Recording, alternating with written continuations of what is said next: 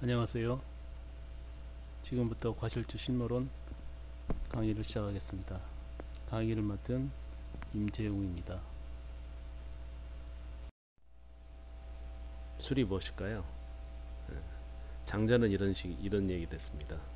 술 취한 사람의 정신은 완전한 상태에 있다. 뭐라고 했냐면요. 술에 취한 자는 술에 떨어져도 다치기는 할지라도 죽지는 않는다. 몸의 골절은 다른 사람과 같지만 다른 것은 술 취한 사람의 정신은 완전한 상태에 있기 때문이다. 그는 술에 탄 것도 의식하지 못하고 떨어진 것도 의식하지 못하는 것이다. 죽음과 삶, 놀람과 두려움이 그의 가슴 속에 스며들지 않으므로 어떤 물건에 부딪힌다 하더라도 두려워하지 않게 되는 것이다. 그는 술에 의하여 완전한 정신상태를 얻고 있으므로 이와 같은 것이다 라고 했습니다. 어때요? 여러분들도 공감을 좀 하십니까? 예. 또 이백 잘 아시죠? 이백의 유명한 시 월화독작에 보면은 이런 말이 있습니다.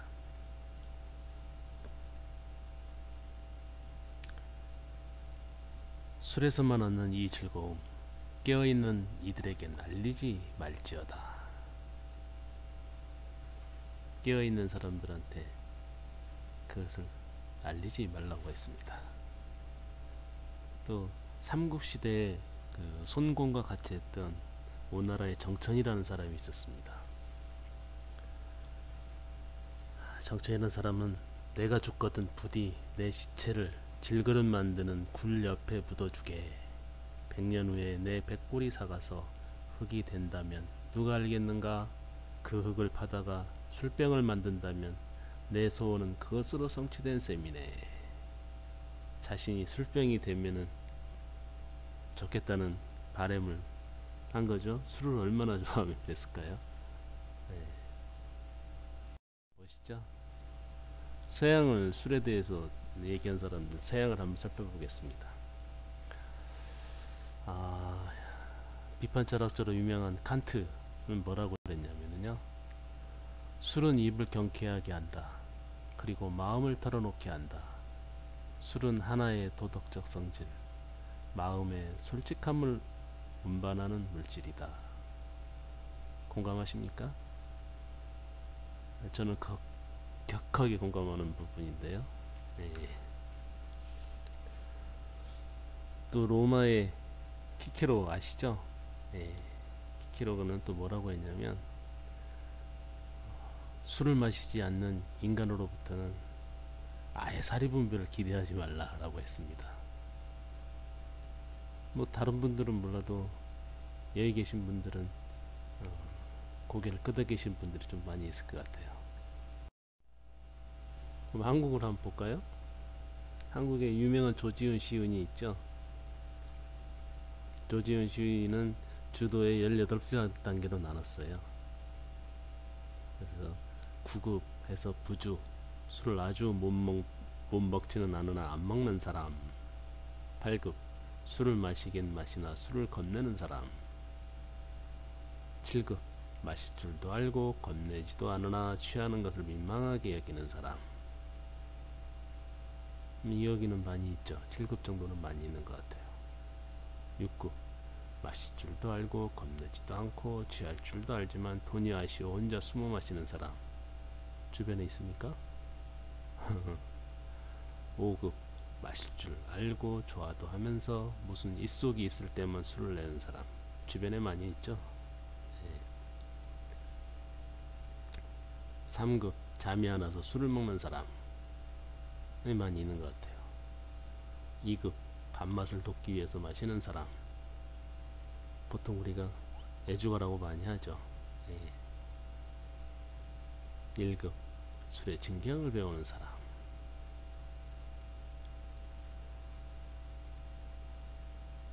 그리고 쭉 올라가서 보면 이제 5단, 장주, 주도 산매에 든 사람. 6단, 석주, 술을 아끼고 진정을 아끼는 사람. 7단, 낙주, 마셔도 그만 안 마셔도 그만 술과 더불어 유유자적하는 사람. 8단, 관주, 술을 보고 즐거워하되 이미 마실 수 없는 사람. 안타깝네요. 네.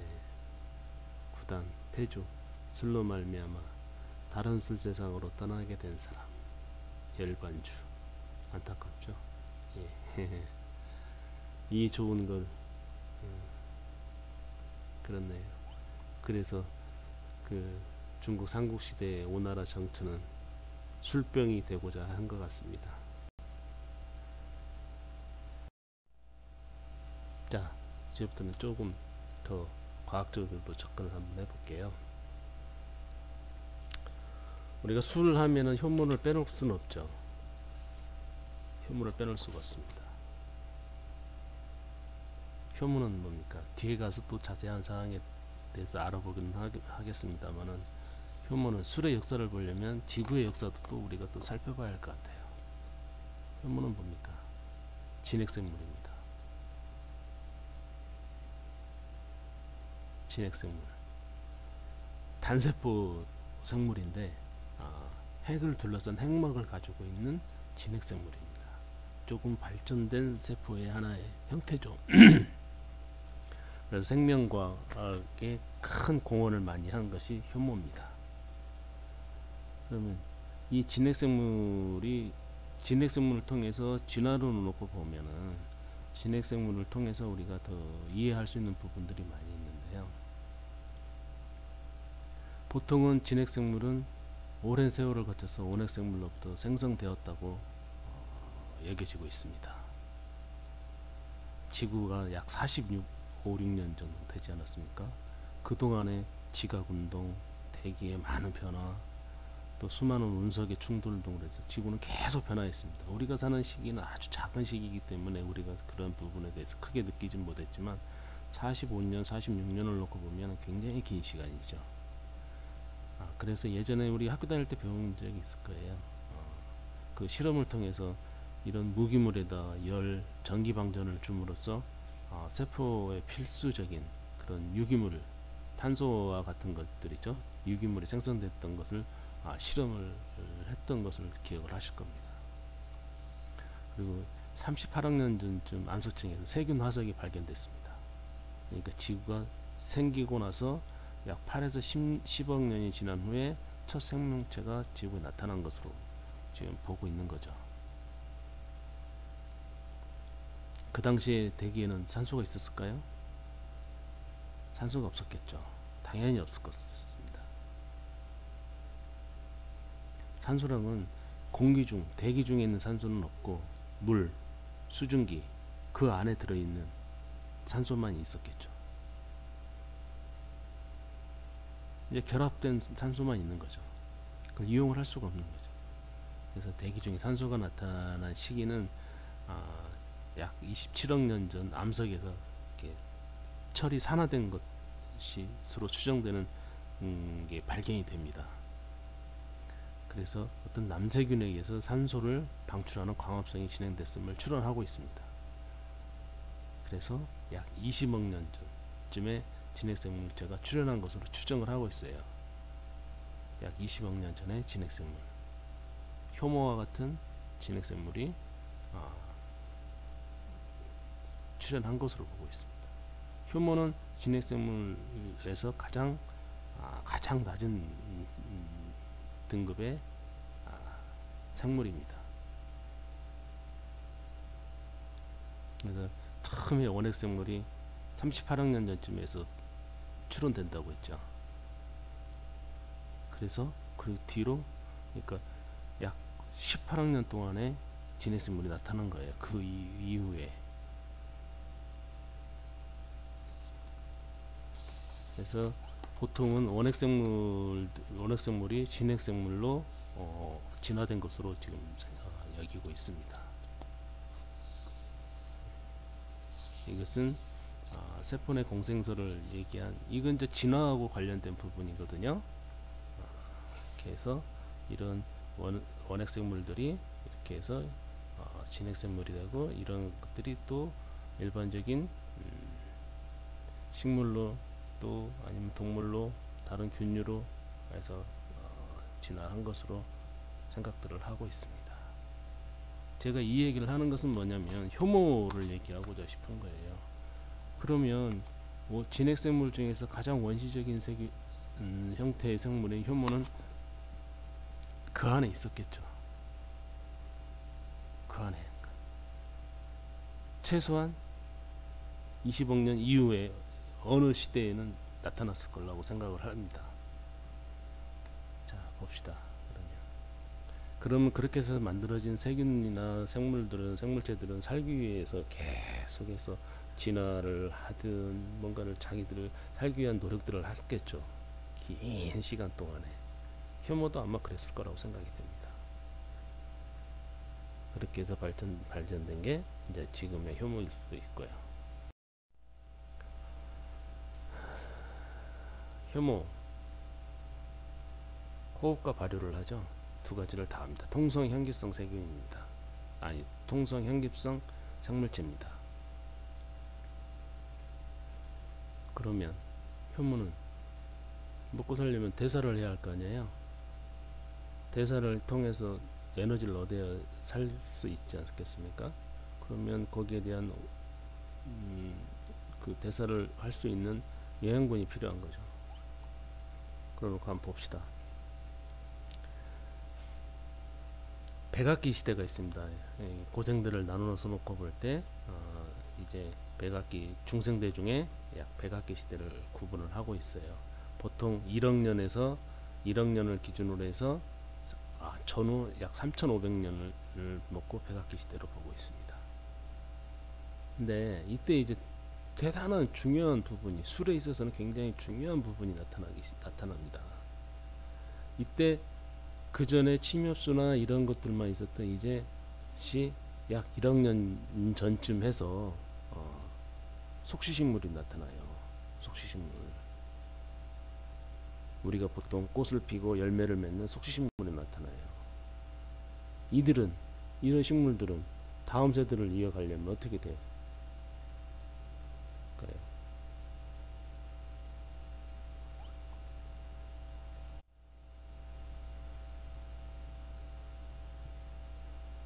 무언가가 수정을 시켜줘야겠죠. 무언가가. 그래서 씨를 만들어서 얘가 다음 세대로 이어갈 수 있도록 해줘야겠죠.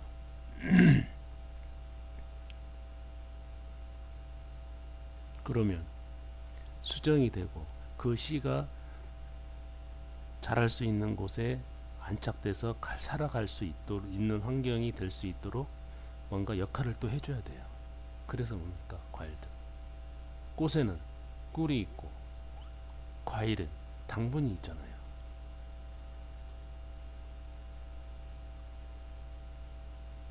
그걸 통해서 다른 생물들을 유혹을 해서 그 다른 생물들을 매개체로 해서 살아갈 터전을 잡고 그 안에서 살아가는 수 있도록 하죠. 그럼 꿀은 뭡니까? 당분이죠. 꽃 속에. 그 당시의 것들은 그 규모나 이런 부분들은 추론해 볼 수는 정확히 알 수는 없지만은 굉장히 큰 꽃도 있을 것이고 작은 꽃도 있을 것이고 그랬을 걸로 생각이 돼요. 지금보다도 더 많은 종이 있었을지도 모르고 더 적은 종이 있을 수도 있겠죠.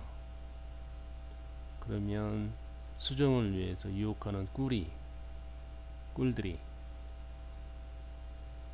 그 자체에서 비가 오고 뭐가 되고 이렇게 하다 보면 일반적인 그 꽃들의 형태는 그 안에서 자연적인 발효를 할 수 있는 발효조의 역할을 할 수 있는 꽃들이 대부분이 없지만 어떤 것들은 발효조 형태로 된 것들도 있어요. 그래서 그 코코넛 나무도 그러고요. 이런 것들은 스스로가 종 모양으로 돼가지고 그 안에서 비가 오고 해서 물하고 섞이고 되면 꿀의 농도가 희석이 되죠. 희석이 되면 자연 중에 공기 중에는 그 당시는 뭐가 있었을까요? 1억 년 전인데 효모가 있었겠죠. 효모는 제가 아까 뭐라고 그랬습니까? 진핵생물인데 진핵생물은 약 20억 년 전부터 출현되기 시작했다는 걸로 말씀드렸잖아요. 그때까지 많은 변화를 통해서 왔을 거예요. 많은 변화를 통해서 왔는데 그 전에 대한 효모의 생육 방식에 대한 부분은 정확히 증명할 수 있는 상황들은 아니에요. 하지만 지금 상황에서는 꽃이라는 것이 만들어지고 꿀이라는 것이 만들어지고 과일이라는 걸 만들어질 때는 현재의 과학으로 또 추론이 가능하잖아요. 그런 종 모양의 꽃이나 이런 부분에 들어가서 효모가 들어가서 발효가 일어날 수 있었겠죠. 그래서 술은 그때부터 존재했을 거라고 보는 거예요. 현재로서는 또 과일이 떨어지고, 과일이 바닥에 떨어질 수도 있고 돌 위에 떨어질 수도 있고 이런 것들이 떨어지고,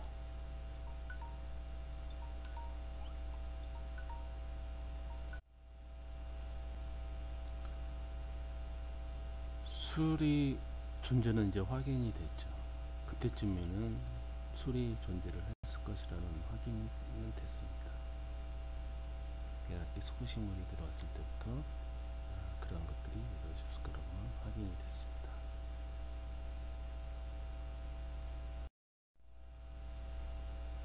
이게 나무두저지예요. 이 나무두저지인데 한 약 5,500만 년 정도 살아온 것으로 되어 있습니다. 근데 얘들은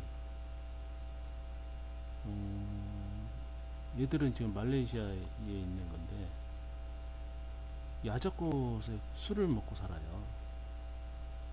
야수에 비도 자주 오고 하다 보니까 거기에는 그 꽃이 약간 그런 발효조 형태에 이렇게 담을 수 있는 형태가 되는 거예요. 이렇게 그릇의 형태가 되는 거죠. 그래서 그 안에서 희석이 돼서 알코올 발효가 일어나요.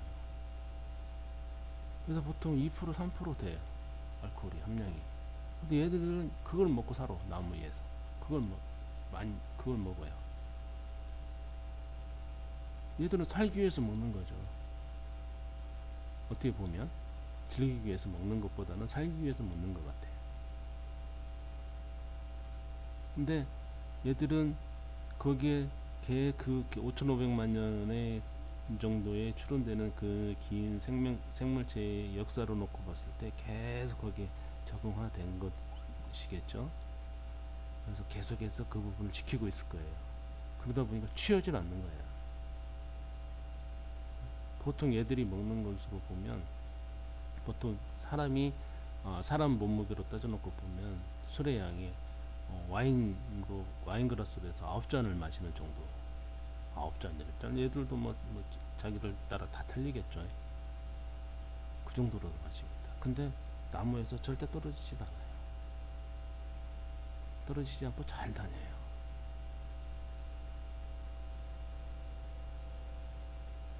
어떨까요? 기분만 좋아질까요?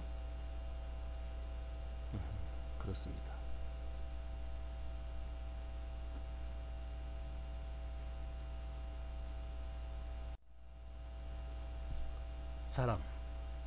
이제 사람을 봐야겠죠.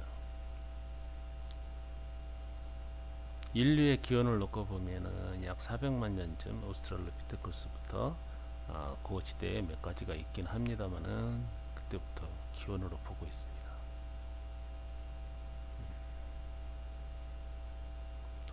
훨씬 오래 전부터 술은 이미 존재를 했고 거의 1억 년 가까이 전에 존재한 걸로 돼 있죠. 술은 그때부터 있었던 걸로. 효모와 당이 있으면 술은 당연히 어딘가는 존재를 하고 있었을 것으로 생각이 되는 거죠. 그러면 인간을 놓고 봤을 때 인간의 3,500만 년 전 부치라는 그런 화석이 발견이 됐어요. 우리가 알기로는 인간은 예전에는 큰 공룡 잡아먹고 동물 잡아먹고 맘모스 잡아먹고 해서 육식을 했을 것으로 예전에는 생각을 했죠. 그래서 막 턱 관절도 막 엄청 세고 굵고 육식에 최적화되어 있을 걸로 생각을 했었습니다. 근데 아니, 루시를 보니까 그게 아니에요. 루시를 보고 알아낸 사실은 과일이나 이런 것에 묻게끔 턱의 관절이나 이런 구강 구조가 그렇게 됩니다. 약한 것을 먹게끔. 그리고 평지가 아닌 나무 위에서 산 것으로 이렇게 보여집니다. 나무 위에서 산 것으로. 그래서 화석만 놓고 봤을 때 얘의 이 루시의 사망 원인은 추락사로 보고 있어요. 추락사. 나무에서 떨어져서 추락해서 한 걸로. 모르죠. 이제 너무 워낙 오래된 걸 가지고 보다 보니까 떨어져서 추락해서 죽었는지 아니면 어떤 것에 의해서 죽어서 떨어졌는지는 잘 모르겠죠. 하여간 추락해서 생긴 골절이나 이런 부분들이 나타난답니다. 여기서 생각해 볼 건 뭐냐면 인류의 조상들이 나무에서 살았다? 나무에서 살았다? 과일을 주로 섭취했다? 그러면 뭐 어떨 수 있을까요? 아까 나무 두더지도 비슷하죠. 그때부터 이미 술이란 걸 접할 수도 있었겠다라는 생각을 해볼 수가 있습니다. 접할 수도 있었겠다는 생각을 해볼 수가 있어요. 300만 년 전, 400만 년 전에.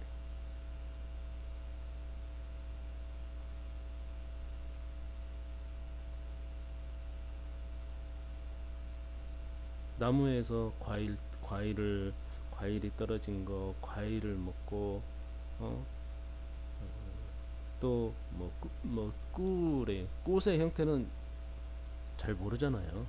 인간이 벌을 통하지 않고 직접 꿀을 따서 먹을 수도 있어요. 우리가 어렸을 때 그 사르비아 꽃 빨아먹는 형태나 비슷한 게 꿀을 섭취할 수도 있었을 거라고 생각이 됩니다.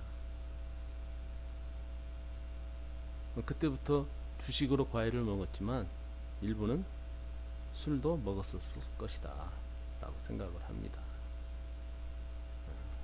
먹으니까 술 먹으면 어때요?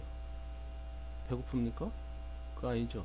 배고픈데 술 한잔 들어가고 나면 허기도 안 져. 물론 술이 약간 조금 취해서 깰 때쯤 되면 허기도 지고 느끼고 있긴 하지만 술 한잔 들어가면 허기도 안 져. 기분도 조금 편안해져. 몸도 나른해져. 좋은 점으로 놓고 봤을 때요. 있으면 마셨겠죠. 그 당시도.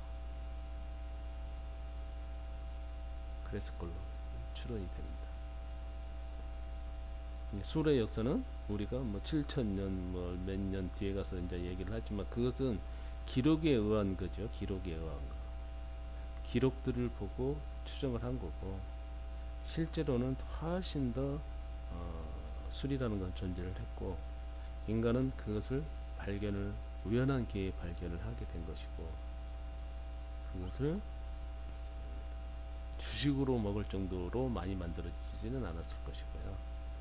그것을 마셨을 것이라고 수출을 합니다.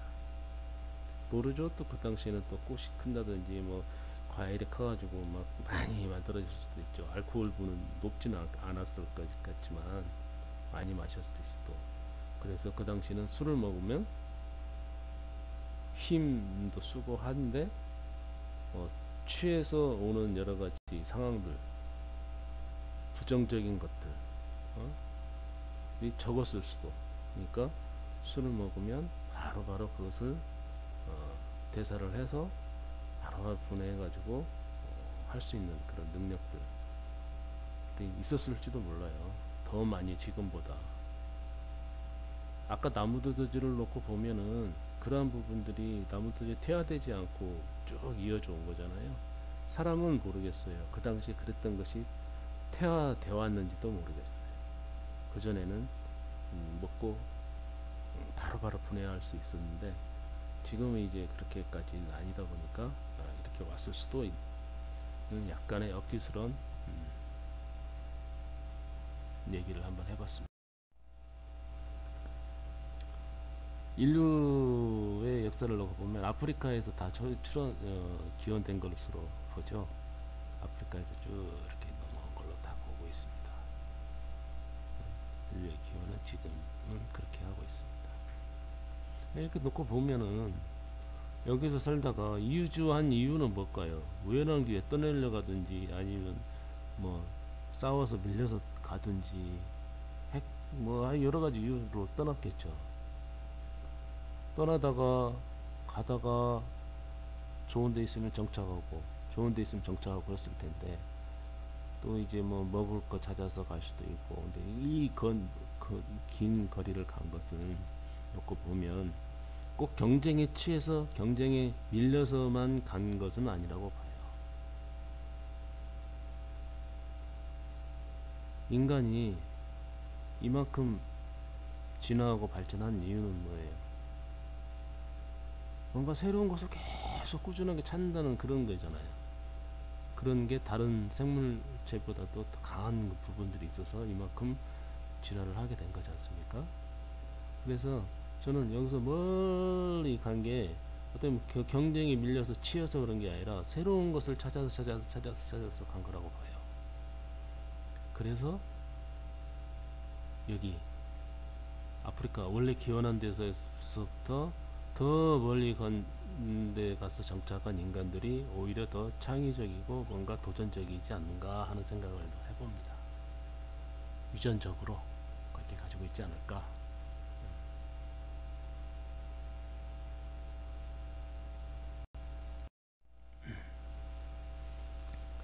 그러면 지금까지는 추론 여러 가지 상황을 놓고 봤을 때 추론으로만 한 거예요. 한 거고 이제부터는 이제 기록 속에 있는 그런 와인의 역사를 먼저 한번 살펴보겠습니다. 술의 역사지만 와인의 역사. 술 중에서는 자연적으로 존재한 것은 제일 먼저 과실로 만들어진 와인이 먼저 존재했을 것으로 예상이 되죠. 꿀이나 과일.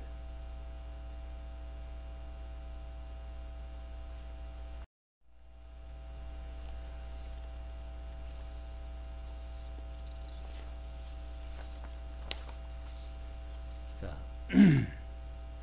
일반적인 것을 얘기를 하는 것들입니다. 일반적인 와인 역사를 놓고 보면은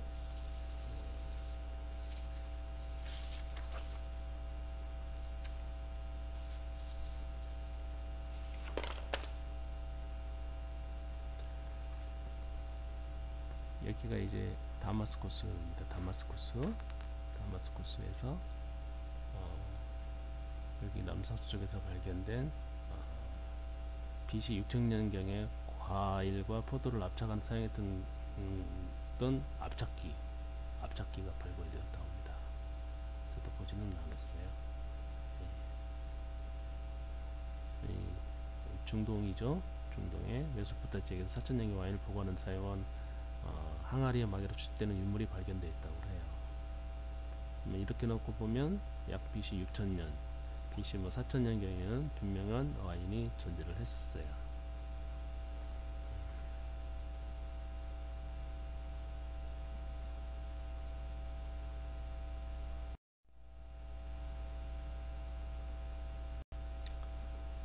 그리고 고대 이제 이집트 쪽으로 놓고 보면 이제 우리가 문명을 놓고 볼 때 이집트 문명, 메소포타미아 문명, 인더스 문명, 하와 문명 이렇게 놓고 구분해서 4대 문명으로 구분해서 얘기를 하잖아요. 보면 BC 3500년 이미 많은 와인을 음용했던 것들이 벽화에 남아 있습니다. 이런 벽화에 보면 이집트에서는요. 또 바빌로니아 상형 문자를 통해서도 그것을 유추해 볼 수는 있어요. 그래서 BC 3000년경쯤에는 이미 이제 이집트의 파라오들의 와인을 양조를 했고 그것들을 많이 이용을 했다는 것을 알 수 있어요. 초기 이집트는 와인을 직접 양조한 게 아니라 다른 곳을 수입을 했었습니다. 그래서 왕비들은 와인을 향수로도 쓰고 했다고 그래요. 그래서 그 왕의 무덤에 보면은 와인도 같이 많이 묻죠. 많이 묻고 또 포도씨를 또 같이 묻어준 와인이 다 떨어지면 또 포도 해가지고 또 와인을 만들라는 의미였었겠죠. 이게 스콜피온 1세의 무덤에서 발견된 그 와인 단지들입니다. 와인 단지들. 약 700여 개의 와인 토기가 나왔는데요. 이는 이제 그 당시에는 본인들이 만든 게 아니고 수입된 것으로 하고 있어요. 수입을 해가지고 한 걸로 보고 있습니다. 옛날 초창기에는 뭐 그 지역, 뭐 다른 곳에도 그 주변에서 발견되는 와인들에 보면은 대부분의 것들이 약간의 뭐 송진이나 이런 것들이 포함된 게 있어요. 누군가 처음에 그렇게 해서 하다 보니까 와인이 만들어지는 데 있어서 그때는 효모가 술을 만든다는 걸 몰랐잖아요. 정성을 들여서 하늘이 주신 선물이라고 생각을 하고 만들었기 때문에 실패하는 경우가 많이 있었을 거예요. 만들다 보면. 그러다 보니까 실패를 적게 하기 위한 여러 가지들을 많이 했을 거예요. 예, 지금 보면 아주 답답하죠. 답답한 그때는 그럴 수밖에 없었어요. 효모라는 게 예상되기는 20억 년 전에도 있었을 것으로 생각이 되는데, 그러니까 수십억 년이 됐는데 실제 효모의 존재를 한 것은 얼마 되지도 않았어요. 1600년대에 1600년대 효모가 만든 술을 수백만 년 동안 인간들이 이용을 했으면서 효모의 존재를 안 것은 독일 레베노크가 현미경으로 관찰했을 때 그때예요. 근데 걔가 술을 만든다는 그 당시도 몰랐어요. 그 당시도 몰랐어. 효모가 뭐라는지 모르겠어. 그냥 살아있는 아주 작은 생명체, 크기로 따지면 약간 3에서 4 마이크로 정도, 일반적인 효모의 크기가 그 정도 되니까 그 정도 되는 생명체로만 알았던 거죠. 그래서 여러 가지 방법들을 많이 했겠죠. 자기만의 노하우들이 많이 생겼겠지. 이렇게도 해보고 저렇게도 해보고. 이게 더 장인이었겠죠, 그 당시는. 잘못 만들면 와인을 만들다가 잘못 만들면은 뭐가 되겠어요? 목숨이 왔다 갔다 하니까 죽기 살기로 만들었겠죠. 우리나라도 마찬가지고.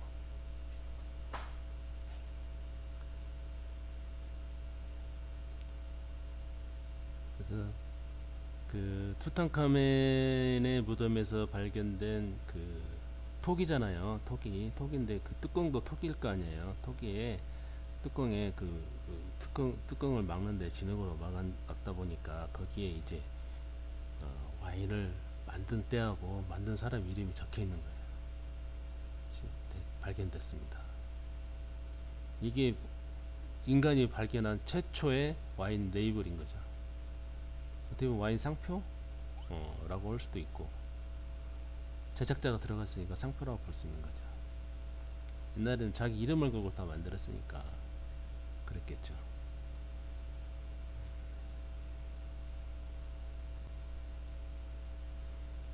람세스 3세는 태양신학에 자신의 그 포도밭을 자랑하는 그러한 것들이 나와요. 그리고 신한테 와인을 바치는데 59,588개를 바쳤다고. 자기 힘의 상징이죠. 술이라는 게 계속 그 전에도 그랬어요. 응? 저 때도 그랬지만 그 전 세대에도 술이 뭡니까? 힘을 가진 자들이 가지고 있는 것들이잖아요. 힘을 가진 자들에게는 허용되는 것들이 술이었잖아요. 아주 예전에는 안 그랬겠죠. 계급이 만들어지고 하기 전까지는 안 되겠는데, 인간의 계급이라는 게 농산물이 많아지고 남만 돌아가는 잉여 산물들이 만들어지면서 계급이라는 게 생성이 됐잖아요. 그전에는 사냥을 해도 다 같이 사냥을 해서 각자가 같이 똑같이 나눠서 가져갔는데 어느 순간부터 사냥을 하면 장이 자기 것 챙기고 나머지 조금씩 나눠주는 형태, 이렇게 갔죠. 특히 술은 힘의 상징이었을 걸로 생각을 합니다. 여러분도 그 부분을 공감하실 거예요. 지금도 그러죠. 술자석 가서 보면 다 그런 것들이 있잖아요. 힘의 상징. 그리고 자기를 과시하고 뭐 하는 데 있어서 나는 술을 놓고 보면 그러잖아요. 술이라는 게 한 병에 1,000원짜리가 있는가 보면 한 병에 몇천만 원짜리까지 술이 있잖아요. 이게 뭡니까? 나는 이 정도는 먹는 사람이야 라고 하잖아요. 그냥 그게 팔리는 거고, 우리 과학적으로 놓고 따져놓고 보면 거기에 들어간 뭐 정성이라든지 여러 가지가 있지만 그것의 가치를 갖다가 굉장히 이렇게 크게 놓고 본 거잖아요. 크게 놓고 본 거. 먹고 취하는 건 똑같은데 1,500원짜리 와인 사서 마시는 거와 3천만원짜리 와인 사서 마시는 거랑 취하는 건 똑같잖아요.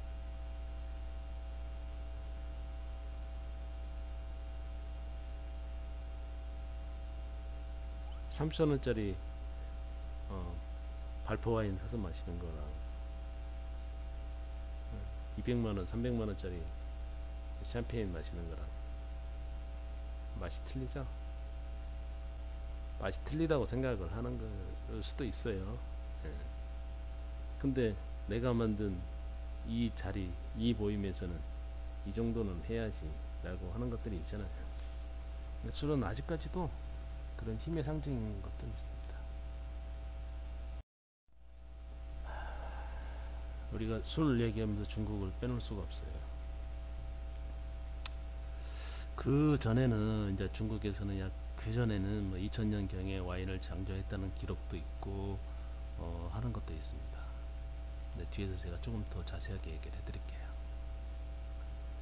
이제 성서에도 와인에 대한 얘기는 나옵니다. 팔레스타인에서 포도를 재배했다는 것도 있고 BC 2600년 전에 추측되는 거대한 양조장이 발견된 바도 있고 기브온에서요.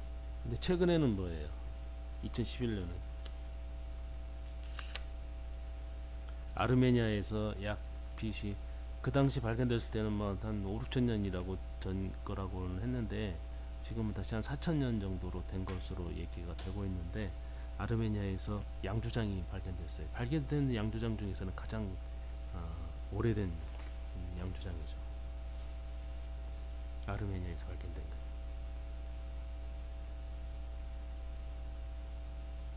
또 조지아에서 또 그 발견된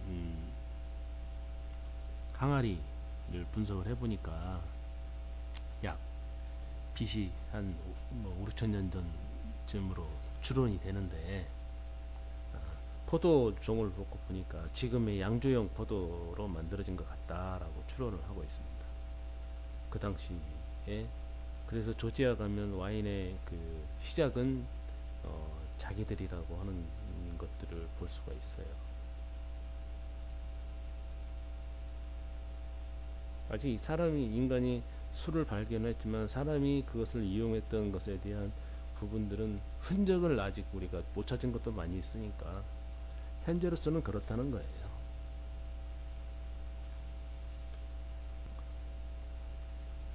술은 유명한 사람 많은 것들이 힘의 상징이고 여러 가지 상황이다 하고 하다 보니까는 많은 우리가 역사적으로 알고 있는 많으신 분들이 얘기를 많이 했어요. 플라톤도 그러고 소크라테스도 그러고 아리스토텔레스도 그러고 술을 좋아했고 술을 마시면서 영감을 얻었고 했다고 합니다. 와인에 대해서 노래를 한 시인들이 많이 있었어요.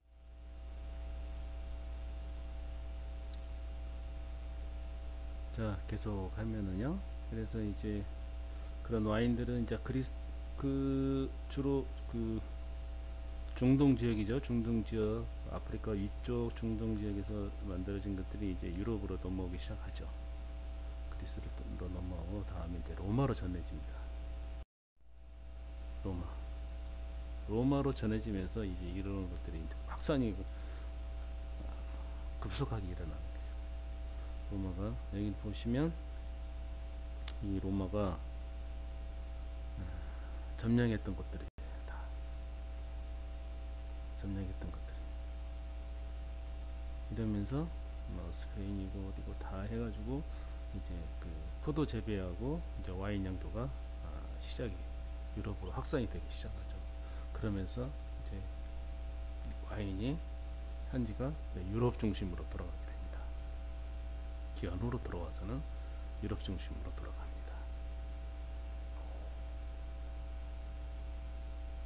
이게 술 얼마나 좋아요. 네. 그 전에도 그 뭐 각 지역에서는 그 자기들만의 것들이 있었겠죠. 근데 중요한 것은 뭐냐면 이제 하다 보니까 원료에 대한 부분이 다시 이제 뒤에서 또 원료에 대해서 얘기를 하겠지만 그런 원료에 대한 고민들을 한다는 거예요. 그 전에는 산에 있는 거 그냥 가져다가 이렇게 하고 있는데 이게 좋아요. 좋아하면은 그걸 가지고 이제 키워서 재배를 해서 만든다는 거죠. 아까 이제 4대 문명에 대한 부분들은 얘기를 했는데 이제 황하에 대한 부분, 중국에 대해서 조금만 더 얘기를 할게요. 이게 이제 황하강 유역입니다. 황하강 유역에서 놓고 보면 여기 하남성이 있죠. 이쪽에 이제 자우라는 곳이 있어요. 여기 이제 보통 페이리강 문화라고 또 다시 또 거기에도 구분돼서 얘기들을 합니다. 중국에서는요. 여기 가서 자우라는 지역에 가서 보면 약 기원전 7,000년 전에 유적지가 나옵니다.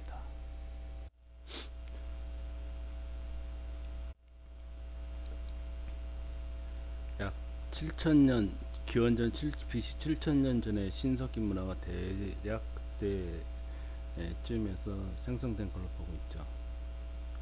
구석기는 약 70만 년 전쯤이고요. 구석기 시대부터 이제 뭐 도구를 사용하면서 이렇게 또 채집 생활을 하고 하면서 그때도 술에 대한 부분들은 있었겠죠. 술에 대한 부분들은 이제 모여서 살고, 근데 이제 신석기부터는 이제 정착생활보다도 이제 거기에서는 이제 재배를 하는 거죠. 여기 보면은 여기 좌우지에 가서 보면 가축을 키우고 벼농사를 지는 것들이 나옵니다.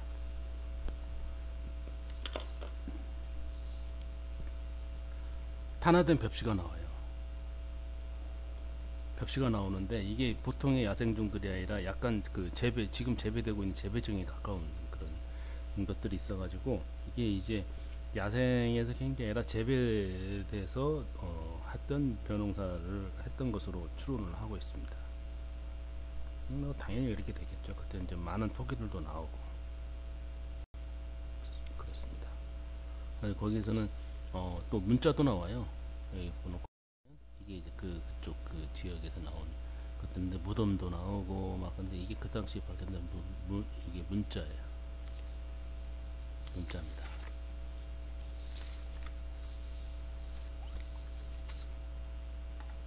보통 우리가 말고 있는 각골 문자보다는 조금 더 오래된 걸 또 생각을 하고요.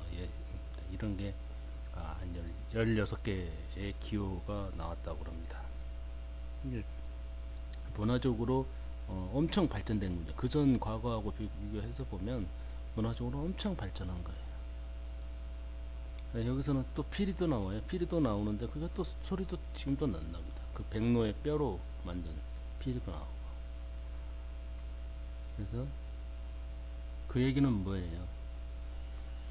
음악을 많이 즐겼다는 거잖아요. 그 전에 그냥 육성으로만 했던 것보다는 사람 몸과 소리로만 했던 것을 이제 다른 걸로 만들어서 소리를 냈다는 거죠. 피리를 만들고. 음악에는 또 뭐가 있어요? 술이 빠질 수가 없는 거죠. 술이 빠질 수가 없는 거지. 그래서 여기에서 발견된 그 술 항아리들이 있는데 이것을 분석을 해서 보니까 이걸 분석해서 보니까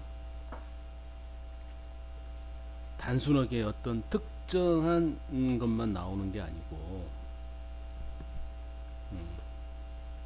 과일이면 과일 이런 게 나오는 것만 나오는 게 아니고 여러 가지가 혼합된 것들이 나오는 거예요. 놓고 보니까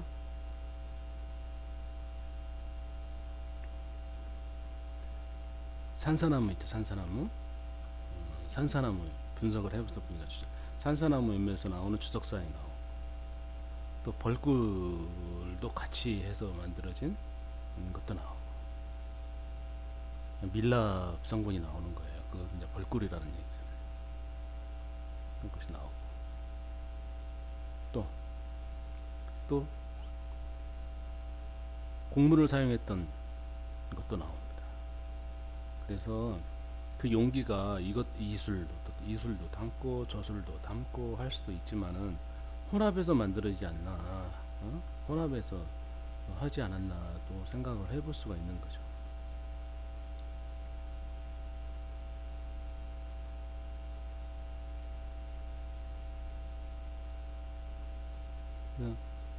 중국에서는 7,000년 전에 술을 저렇게 만들어서 그 전에는 뭐 6,000년, 뭐 3,500년 전 뭐 이렇게 얘기를 했잖아요. 근데 이게 기원전 7,000년인데 기원전 7,000년이면 지금으로 보면 9,000년 전이지 않습니까?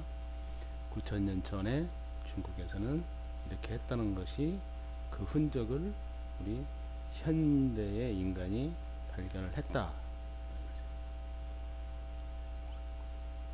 우리가 발견된 사실 가지고 추론을 해보는 것들이잖아요.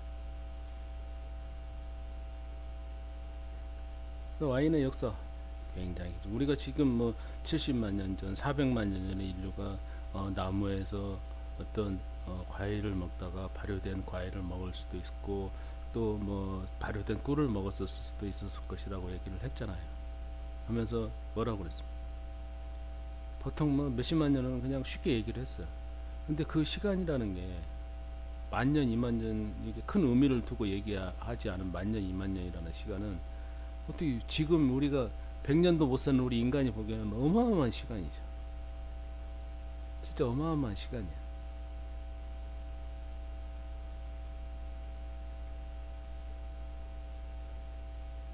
이렇게 해서 우리가 이제 술의 역사, 와인의 역사를 살펴봤습니다. 그럼 이제 술을 조금은 술에 접근해서 들어가도록 할게요. 술이 뭡니까?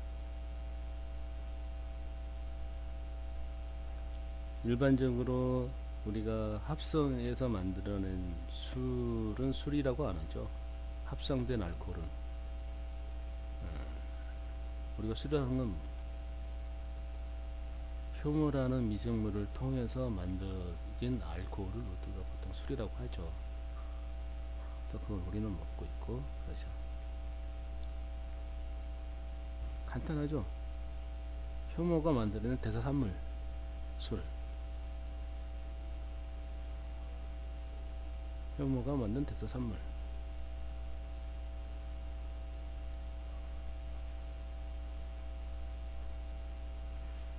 우리가 지금 이제 과실주를 얘기를 하다 보니까 과실주는 뭐예요? 과실은 뭐야? 보통의 당이 과당이나 포도당이나 설탕, 카보의 설탕 그 정도죠. 그러니까 진핵생물이면 단세포 생물인 효모는 그것을 바로 이용할 수가 있는 거예요. 근데 곡물은 뭡니까? 곡물은 그러한 당들이 계속 연결되어 있는 거죠. 계속해서 연결되어 있는 거예요. 그래서 이것을 이 자체로는 효모가 이용을 할 수가 없는 거죠. 이용을 할 수가 없어. 그래서 곡물로 된 술은 과실로 된 술보다는 훨씬 더 뒤늦게 만들어지기 시작했을까. 또 자연적으로도 만들어지는 부분도 시간이 많이 걸렸을 것이다. 왜 그러냐면 곡물이라는 것들은 과일처럼 많이 한꺼번에 열리는 것들이 아니잖아요. 재배가 아닌 야생에서는 그런 것들이 쌓이고 해서 일단 분해가 돼야 하는데 분해가 되기가 쉽지가 않다는 거예요. 분해 방법은 뭐가 있어요? 식물 자체가 가지고 있는 효소를 이용하는 방법이 있을 것이고, 우리가 보통 메가들 그러죠. 베타글루코 아밀레이즈 같은 것들이 그렇게 해서 만들어지죠. 또 다른 자체가 아닌 다른 생물들의 효소를 가지고 분해하는 방법. 이게 시범만 가지고는, 이 물리적인 활동만 가지고는 저게 잘게 분해가 되겠어요? 포도당 한 분자루나 두 분자루 쪽으로 힘들겠죠.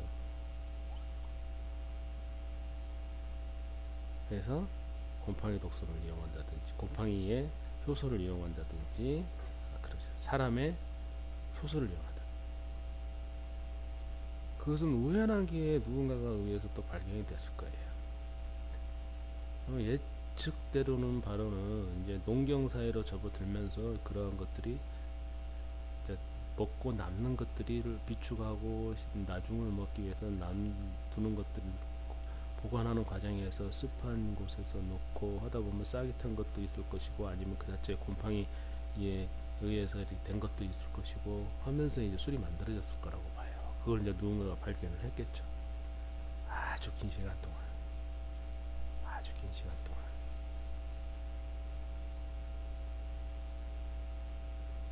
또 어디서는 좀 씹다가 뱉어놓으니까 그것이 술이 될 수도 있었을 것이고.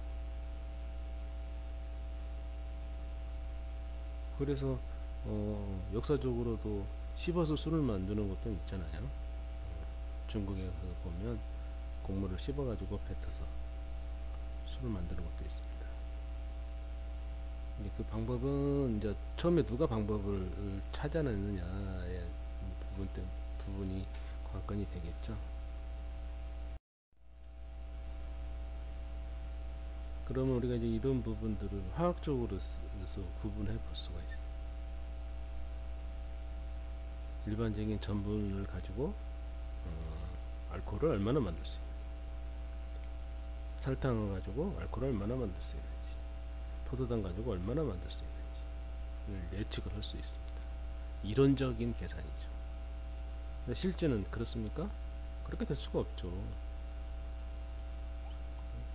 효모가 계속해서 알코올만 만들지는 않거든요. 효모도 살아야 하고, 필요한 영양소도 만들어야 하기 때문에 뭐 에너지만 조금씩 만들어가지고 살 수는 없는 거니까 실제로는 이렇게 나오질 않죠. 그래서 발효 비율이라는 걸 얘기를 해요. 이렇게 해서 보니까 알코올량이 얼마를 만들었다. 그래서 발효 비율이 뭐 80%, 85%였다. 예상했던 것보다도 보다 어느 정도로 나왔다. 이렇게. 효모는 부탁되고 그냥 알코올만 만드는 건 아니잖아요. 산도 만들고, 알코올은 발효예요. 발효.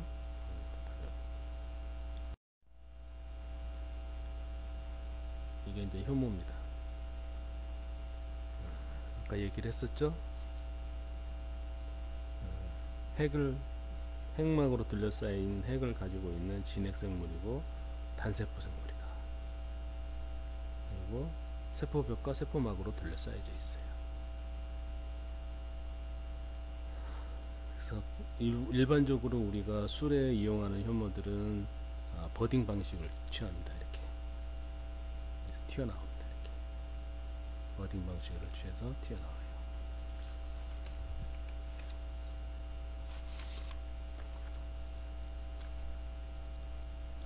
다음 세대를 이런 식으로 만들죠.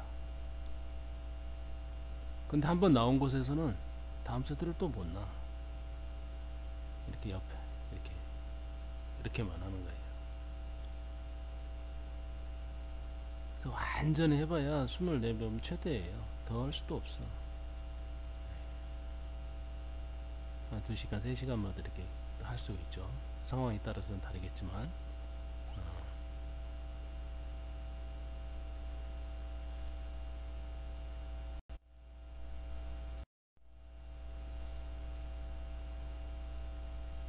이게 효모의 대사 과정입니다.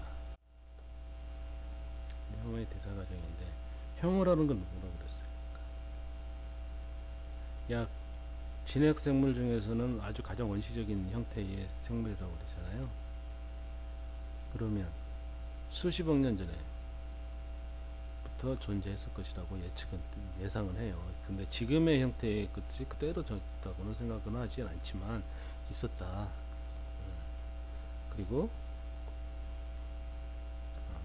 추론되기인데 약 백악기 시대, 약 1억 년 전에 속시식물이 나오면서 꽃과 과실이 열리면서 거기에서 많은 효모들이 생육하고 자라고 했을 것으로 예상을 하죠. 그래서 그때는 술도 만들어지고 했을 것으로 보는데, 실제적으로 효모가 술을 만든다는 것을 계속해서 몰랐잖아요. 우리가 인간이 술을 만들었다는 그 흔적을만 놓고 보더라도, 발견된 흔적만 놓고 보더라도 최소 BC 7000년경, BC 7000년경인데 그때만 하더라도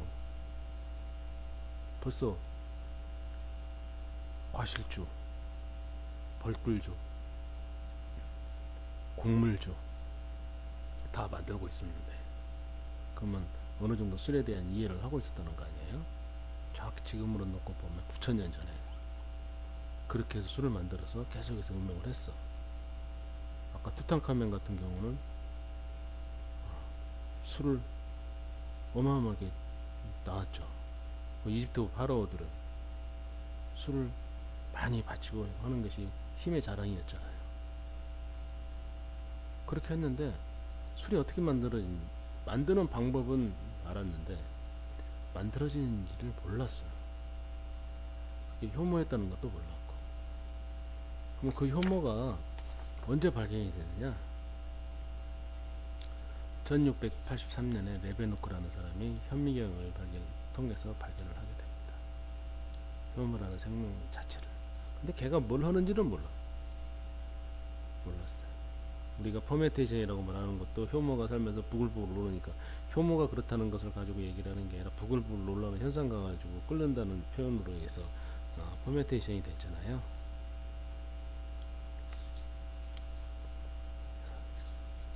그리고 술 역사만 놓고 보면, 효모를 이용한 거 놓고 보면 술 역사만 놓고 볼 게 아니라 밀가루를 가지고 이제 빵을 만들고 뭘 만들고 국수를 만들고 뭘 만들고 할 때에 효모가 하잖아요. 역할을 하잖아요. 그냥 두어서 만드는 것은 딱딱하고 그러는데, 빵 반죽을 해서 놔두면 이게 안에서 효모가 증식이 되면서 탄산가스를 만들어내고 해서 맛있는 빵을 만들 수 있는 것들이잖아요. 필수적인 거 아닙니까? 근데 효모가 그런지는 몰랐지. 그 역할을 하는지를. 간장도 마찬가지고.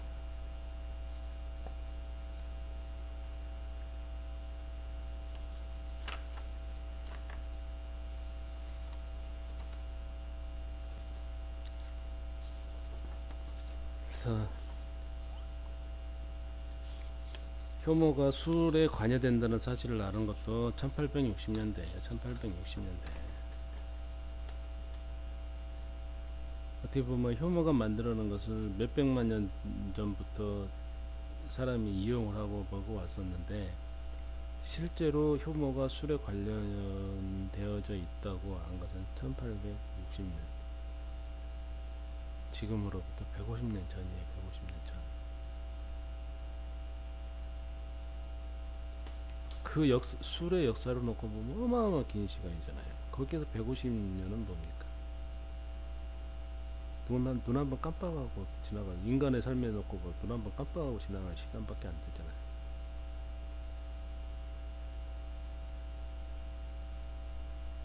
그렇게 이제 파스테리에 의해서 효모가 와인 발효에 관련을 한다는 것을 알게 돼요.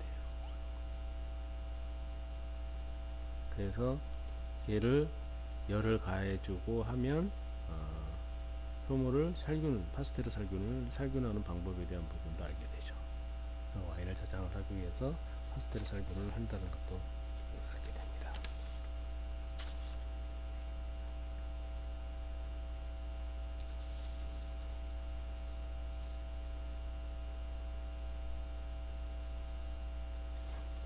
자, 그러면 이제 효모가 어떻게 사는지에 대한 부분을 얘기를 해보겠습니다. 이게 효모부터 해서 일반적인 생물들의 대사 경로입니다. 식물도 그렇고 동물도 그렇고 사람도 똑같아요. 당이 들어오고 뭐가 들어오고 그걸 당을 분해해서 거기서 에너지를 얻어내는 거예요. 근데 사람과 효모가 다른 부분이 이제 이런 여기 부분. 사람은 발효를 못하죠.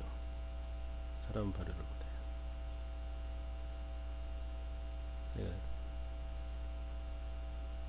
음식물이 들어오면 사람은 똑같이 음식물이 들어오면 입에서 그걸 잘게 짜깁니다. 짜게요. 짜게.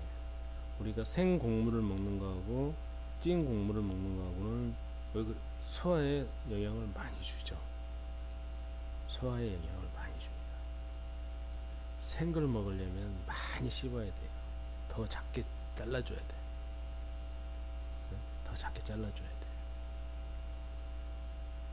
찐 것은 조금만 덜 잘라도 돼.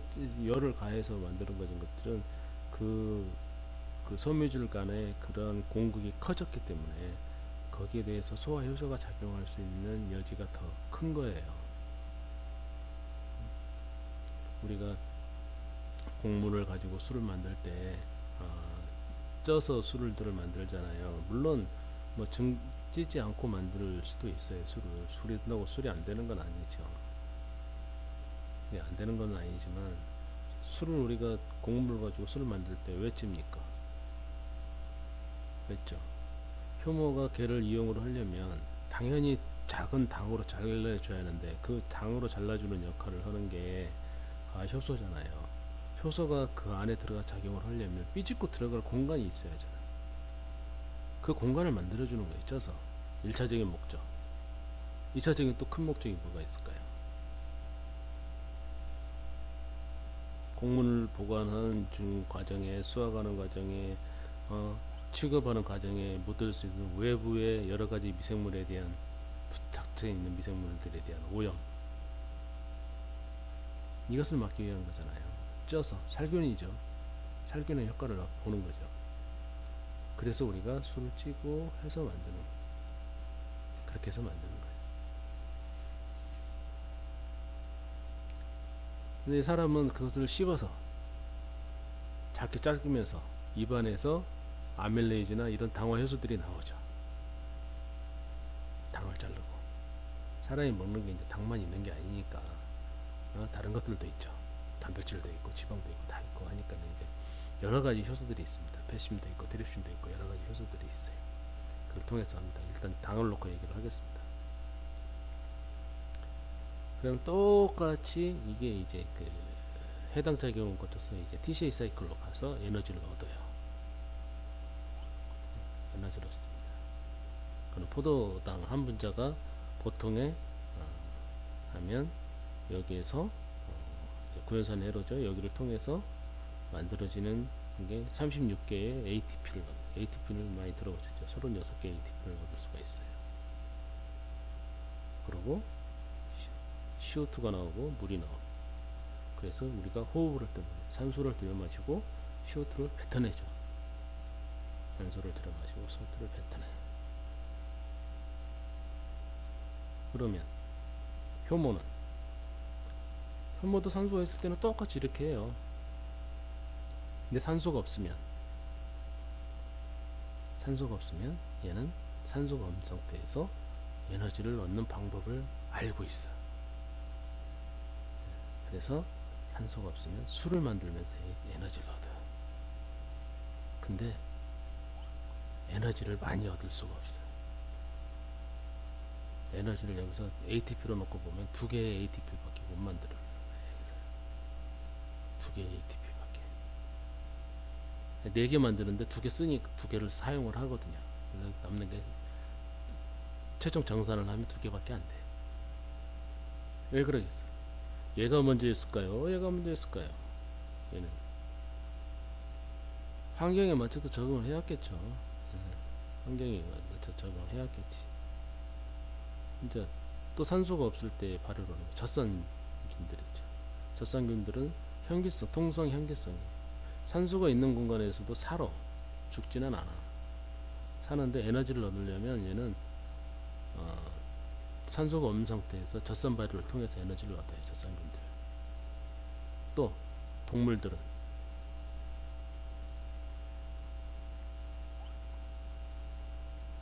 언제 이렇게 이런 것을 할까요?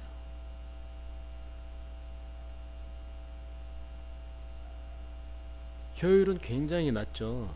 이게 똑같은 포도당 한 분자 가지고 ATP 두 개밖에 못 얻고 어떤 것은 36개 넣었는데, 근데 이건 길어. 이게 회로가 길어. 시간이 많이 걸려. 얘는 빨라. 바로바로 가능해. 당만 잘라주고 하면 바로바로 쓸 수가 있어.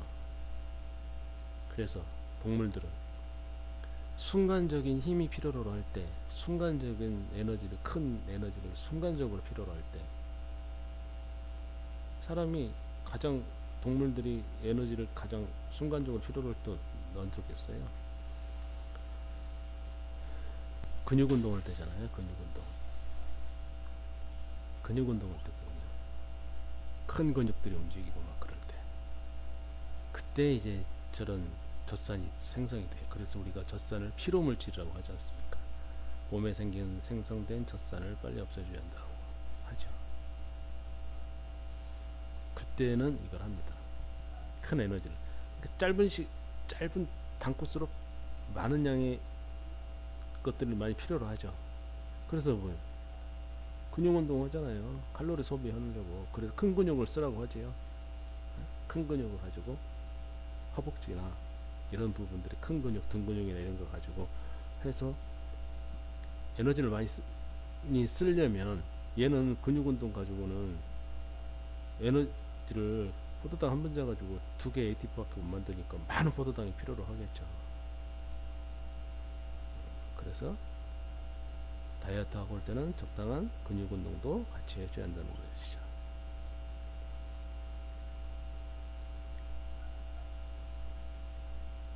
그러면 한전등 자원 안에서 얘가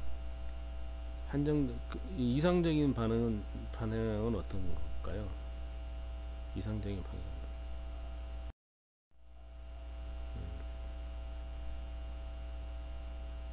여기 제가 이제 좀 써놨어요. 호흡이라는 건 산소가 있는 상태에서 얘기를 하는 것을 호흡이라고 했고, 발효라는 건 산소가 없을 때의 얘기를 한 겁니다.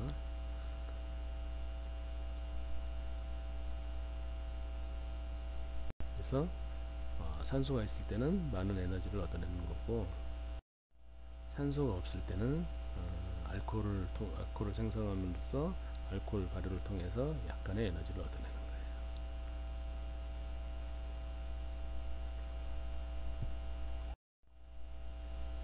이게 이제 혐오 모양입니다. 혐오 모양. 여기는 이제 더 길죠. 더 길어요. 여러 가지가 더 복잡합니다. 더 복잡한데 이걸 조금 쪼개서, 보통 우리가 뭐 구연산 사이클, 뭐 전자전달계 뭐 이렇게 구분해서 얘기를 할 때 그 정도로만 표시를 해놓은 거예요. 이렇게.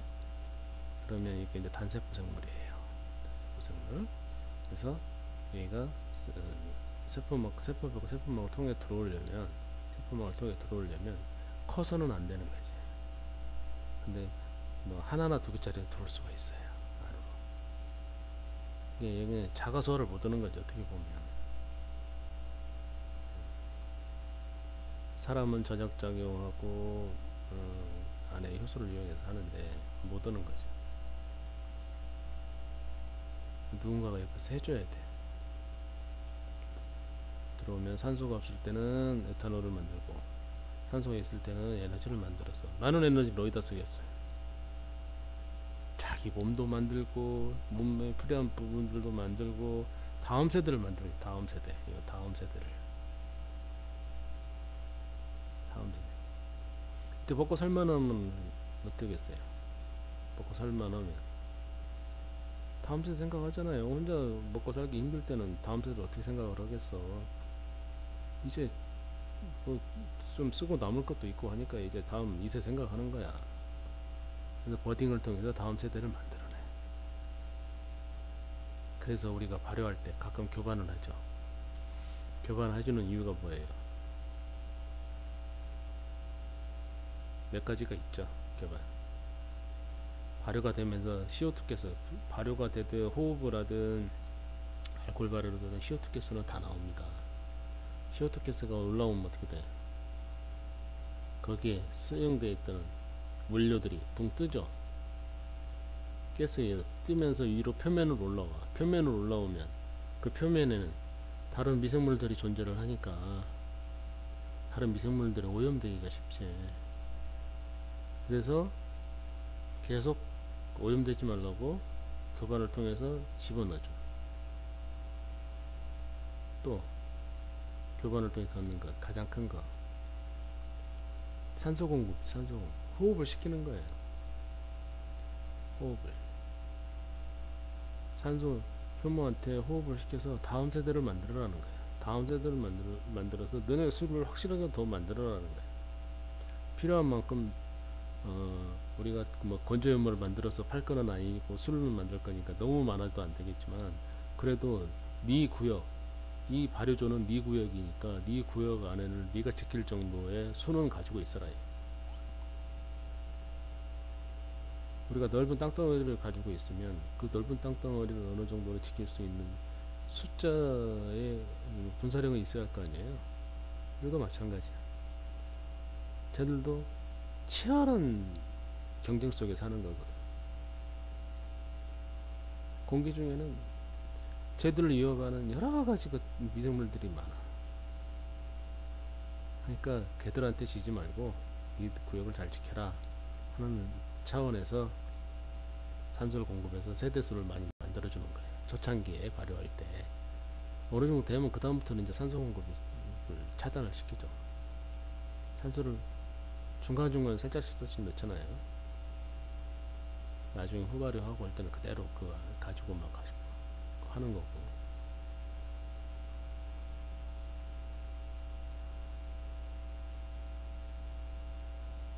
이게 굉장히 중요한 부분이에요.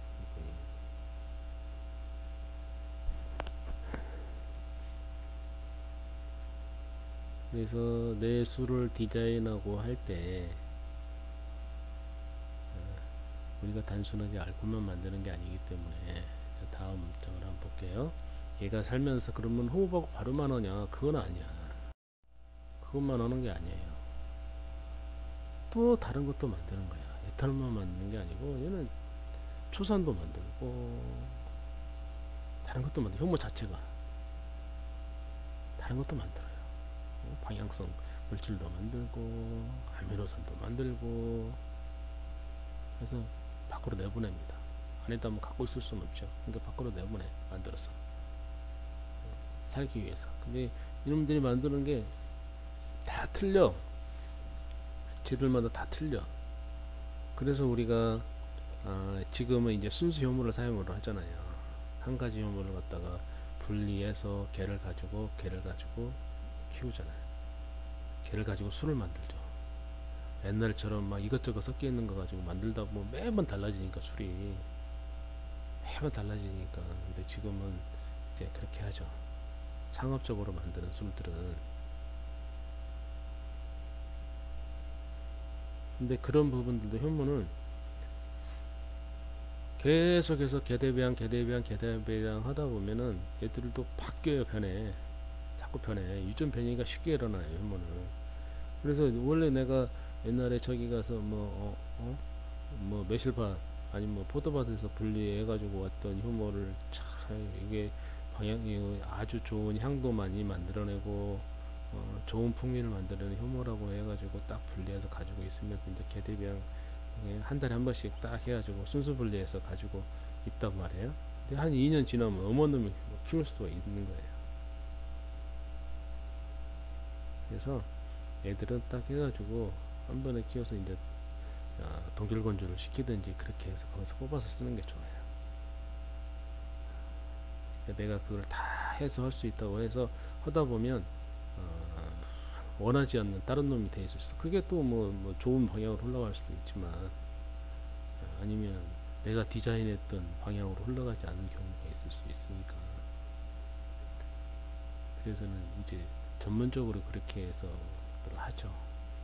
아니면 내가 분리한 효모, 내가 가지고 있는 효모를 갖다가 아예 그쪽에다 맡겨가지고 그렇게 해서 보관케 해서 가져다가 쓰는 방법도 있고요.